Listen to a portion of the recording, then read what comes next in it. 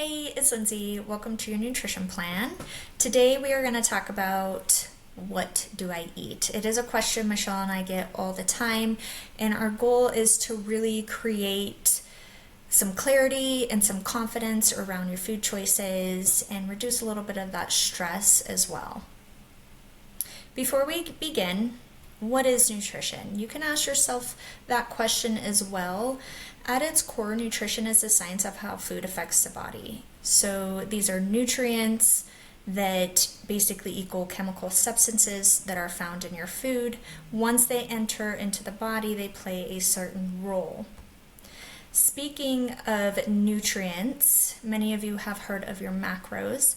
These are your macronutrients that your body needs in large amounts. Those are going to be your carbohydrates, your proteins, and your fats. Below these, you will see that each one of these macros has a potential amount of energy per gram, and that would be the 4 kcal for the proteins and carbs, and the 9 kcal for your fats. Another question we get is, do I have to count calories? And our philosophy is no.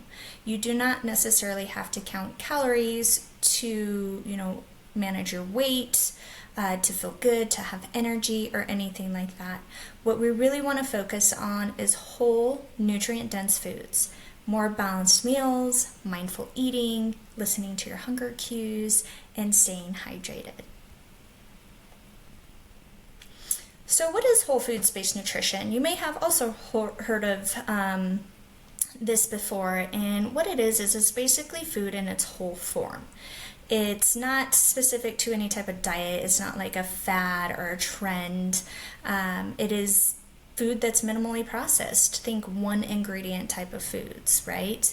And it's food in its natural state as possible, which tends to be more nutrient dense because it's not processed, and which therefore leads to being free from all the additives that are often added to our food supply. Attached, you will find below the video that we created a quality food source guide for you.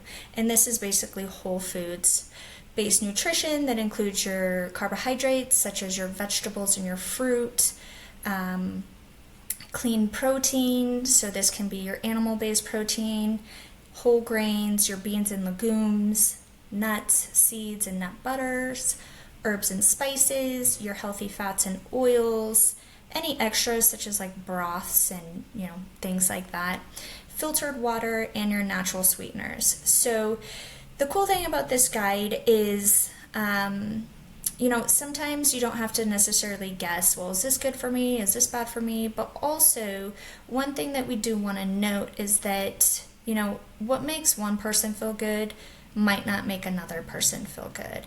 And so that's why, sometimes grains don't digest well in certain people, or beans and legumes can create a lot of bloating.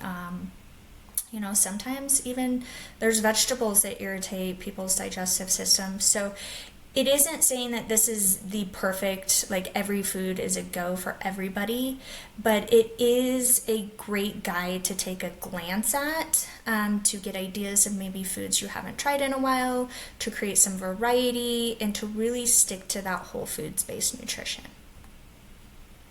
With that guide, what we really want to do is we want to personalize it for you. Okay, choose the foods that you enjoy. We're not going to tell you a specific food you have to eat, right? That would be silly. Also, some of us like to stay in a routine and stick to the same foods. Some of us get really bored, and that kind of ends to not wanting to eat those foods anymore, so you kind of fall off track. So go ahead, and after this video, you can pause the video now, but just go through the list. Write down some foods you enjoy and that you might want to include into your diet. Another question we get when we start talking about whole foods-based nutrition is, do I need to buy organic?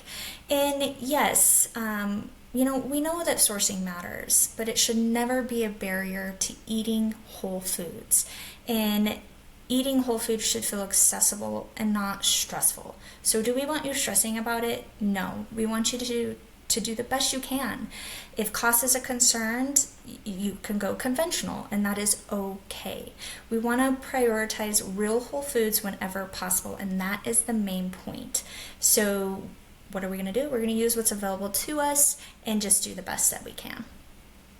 If you are curious what quality sources may look like, it is in the bottom of your guide as well, but those examples would be featured here. The big one that I do want to highlight that can often be more budget friendly is going local. And that is a great idea even if you are trying to save. Local's not always organic, but you generally know where your food is coming from. It could be more fresh, it could be more seasonal. So just kind of naturally lean into those quality sources. Also, if you want to go even deeper, the Environmental Working Group has put together a list. It's called the Dirty Dozen and the Clean 15. And what it is basically, if you are going to go conventional, you would want to lean more towards what's on the Clean 15 list versus the Dirty Dozen list. And this can change as they, update it periodically. So you can go on their website, the Environmental Working Group, you can look up the Dirty Dozen and the Clean 15, and you can lean into that if you would like to do so.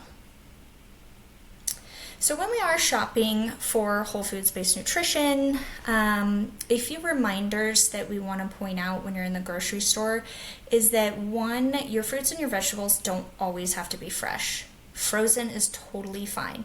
What we want to do is just make sure there's no added sugars or sauces, but they're just as nutrient dense and they can often last longer. So if you're busy and you're on the go, you can always have them in the freezer, and so they're not going to, spoil as quickly as, say, your fresh fruits and vegetables. So frozen is totally fine. We don't want to make you feel guilty if, you're not buying fresh. Also, in the grocery store, you may have heard this before, shopping the perimeter is a good idea. Sometimes a lot of the processed foods, a lot of that temptation is in the middle of the store. So if you make your rounds through the grocery store, you kind of go through the produce, you can go through the frozen, you can go through the cold section. And we're not going to say that, buying some chips or anything processed here and there is never a good idea. We'll go over balance here in just a minute. But what we want to do is when we're in the grocery store and we are shopping and say we're staying close to the outer edges, just to kind of help with that, we want to take a look at our cart before we check out. And if there's just a ton of boxes and packaged goods and not a lot of, fruits or veggies, whole foods based nutrition, we can kind of reevaluate and figure out, maybe I should, get some more vegetables or fruit to kind of balance this out. Because ultimately, when you get home, your food environment matters a ton.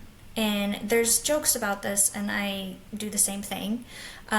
Sometimes I'll go grocery shopping and I'll be like, dang it, I wanted to get this and I didn't get it and now I want it. But honestly, I mean, I don't have it. It's not, it's at the store. I didn't bring it home. So it does lead to healthier choices, and it will influence your home environment, will influence your choices. However, we know that not everybody's on the same page as your household or the same journey as you, and that's okay. We get that and we understand that. The only thing you can do is set up your space to support you the best that you can, while also still respecting other people's preferences. But yes, what you get at the grocery store, what you bring home, truly does matter. Now remember, with all of this, consistency equals results, right? You hear that over and over and over, and it's because it's 100% true. And we are going to bring up the 80-20% rule on all things in life. That's with, work balance, life balance, and the same applies to your whole foods-based nutrition choices. What we want to do is make healthy choices 80% of the time, knowing that 20% of the time we're going to have, say, that ice cream cone, right? And we don't want to feel guilt and shame about it. And Michelle and I talk about this all the time. We don't even like using the word cheat meal because we're like, this is just what you do. we don't even want to feel like we're cheating. It's just the balance in life, and we're okay with that. We just know that nobody is 100% perfect, and we're done with that striving for perfection because it doesn't lead to results. So we know willpower will come and go, and we're not always going to have everything perfectly planned. So we just want to know that that's okay.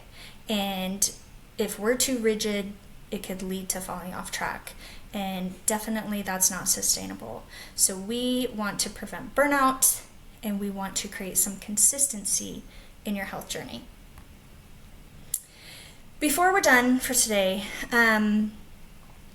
with this presentation, I'm going to talk about mindset just briefly. And we hear this a lot, and there's a lot of times we have clients who, some people, they're just like, eating healthy, I gotta eat this, or they kind of have a negative mindset around it. And if we can start to work on our mindset around food, it could do amazing things. So eating healthy isn't a punishment, and it's really a gift to have better energy, to be able to move your body with more ease, to have more mental clarity, to reduce future health concerns. That is a gift, and that is a choice that we can make every day. So a healthy body is going to allow you to live your best life. So we get to eat healthy. We don't have to. This is all a choice, right? And it's not a punishment to eat healthy. And that's not about like restriction. It's really about choice and empowerment. So we just wanted to touch base on that because your mindset and everything that you do matters. So have fun with this. We're always here. If you have any questions or concerns, please just let us know. You're going to be learning a lot throughout these different presentations, and you'll find that it all interconnects. We'll talk to you soon.